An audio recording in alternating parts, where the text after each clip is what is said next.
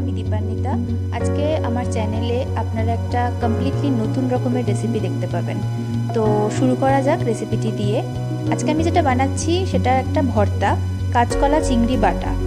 তো আপনারা এখানে দেখতে পাচ্ছেন শুরুতেই আমি কিছুটা কাঁচকলা, এখানে বেসিক্যালি আমি 3টে কাঁচকলা নিয়েছি, আর মোটামুটি 250 থেকে 300 গ্রাম চিংড়ি মাছ, দুটোকে আমি ভালো করে হলুদ নুন মাখিয়েছি। দেন এখানে কিছু রসুন, পেঁয়াজ, শুকনো লঙ্কা, কাঁচা লঙ্কা।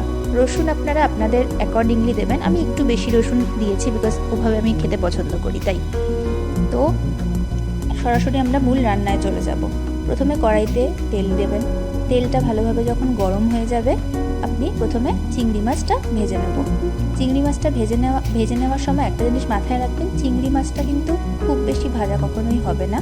চিংড়ি মাছের ওটা একটা চিংড়ি মাছ বেসিক্যালি যত কম ভাজবেন চিংড়ি মাছের স্বাদ তত ভালো হবে। তো চিংড়িটাকে অল্প সামান্য হলুদ আর নুন মাখিয়ে ভেজে নেবেন, ভেজে তুলে রাখবো।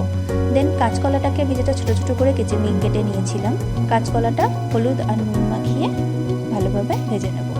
ভেজে নেওয়ার পরে আপনারা দেখতেই পাচ্ছেন একটা কাঁচকলার একটা আলাদা কালার চলে এসেছে সুন্দর। তো দুটোকে আমরা সেপারেটলি তুলে রাখবো।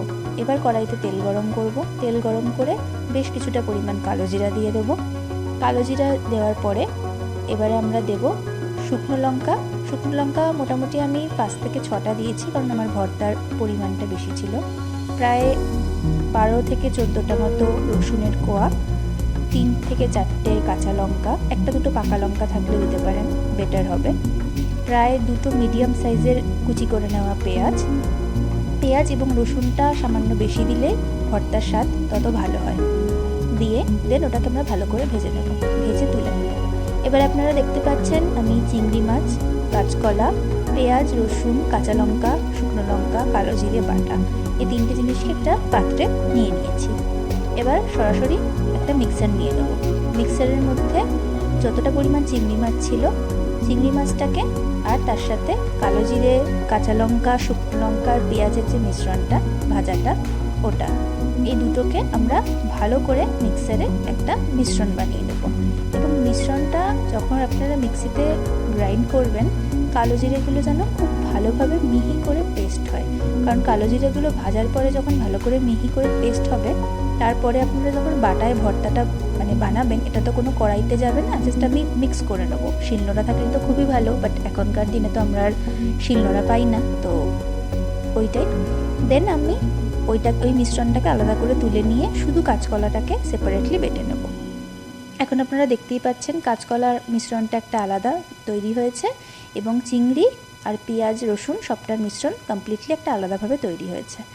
তো দুটো মিশ্রণকে আমি আমার হাতের সাহায্যে, এই অবস্থাতে একটু মেসি হয়েছে ভিডিওটা, বাট ইগনোর দ্যাট।